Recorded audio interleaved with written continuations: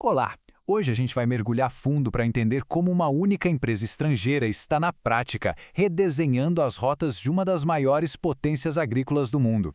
17 milhões. É um número que, solto impressiona, né? Mas o que é que ele significa de verdade? Pois é, são 17 milhões de toneladas de soja e milho. Esse foi o volume que uma única empresa mandou para fora do Brasil só em 2024. É uma escala difícil até de imaginar. E aí vem a grande pergunta que guia essa nossa análise. Como é que uma empresa estatal de outro país conseguiu um controle tão grande sobre o que é, basicamente, a alma da agricultura brasileira?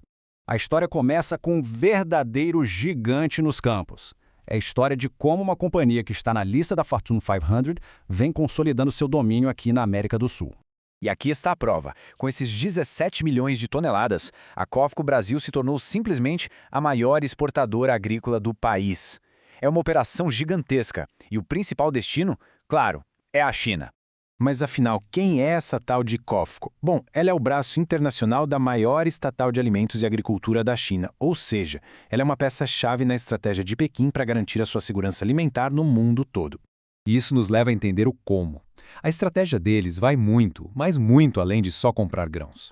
A ideia é construir um verdadeiro império verde, investindo uma fortuna em infraestrutura para controlar todo o fluxo do produto. E essa imagem aqui é a cara disso. Esse é o terminal STS-11, lá no Porto de Santos. É o maior terminal que a Cofco tem fora da China e, sem dúvida, é a joia da coroa da sua operação de exportação aqui no Brasil. Agora, o que realmente impressiona aqui é a ambição. O plano é mais do que triplicar a capacidade desse terminal. É sair de 4,5 para quase 15 milhões de toneladas por ano até 2026. É um salto absurdo. E o investimento não para no porto, não. Dá uma olhada aqui, quase tanto dinheiro foi para vagões e locomotivas quanto para o terminal em si. Ou seja, eles não estão só construindo a porta de saída, eles estão construindo a estrada de ferro inteira para levar a carga até lá. E a coisa vai ainda mais longe. Não se trata só de eficiência, mas de redesenhar o mapa do comércio. A Cofco está de olho em um caminho totalmente novo para a Ásia.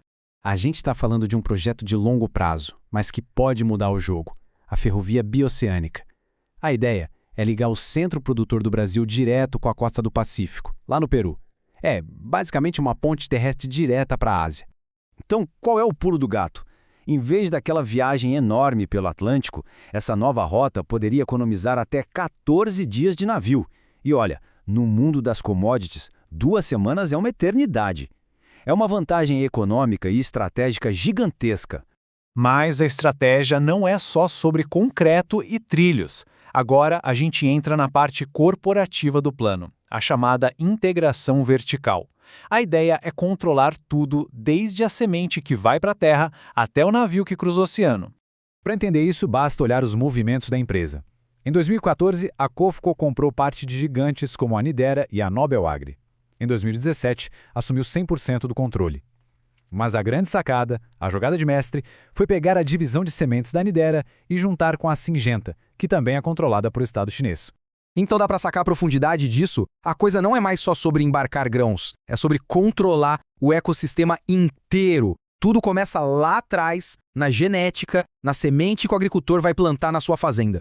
E aí, qual o impacto disso tudo? É aqui que a gente começa a entender as novas regras do jogo. O que esse nível de controle significa não só para o Brasil, mas para o mercado global como um todo. Tem uma frase que resume isso de forma perfeita. A China não é mais apenas um cliente, mas um operador. Um operador que controla logística, infraestrutura e, de quebra, influencia na formação de preços. É uma virada de chave total na relação comercial. Na prática, o que a gente vê é uma mudança no equilíbrio de poder. O produtor brasileiro continua lá, plantando e colhendo. Mas é a Cofco que cada vez mais domina o transporte, a exportação e, o ponto mais crítico, a influência sobre os preços. A dinâmica da negociação mudou completamente. E a gente está falando de um volume de dinheiro astronômico. 169 bilhões de dólares. Esse foi o valor total das exportações do agronegócio brasileiro em 2023. Quem tem o controle desse fluxo tem um poder econômico imenso. Então, resumindo a ópera. Primeiro, tudo isso é parte de uma estratégia muito bem pensada de segurança alimentar da China. Segundo, o objetivo é o controle total da cadeia, não só ser um comprador.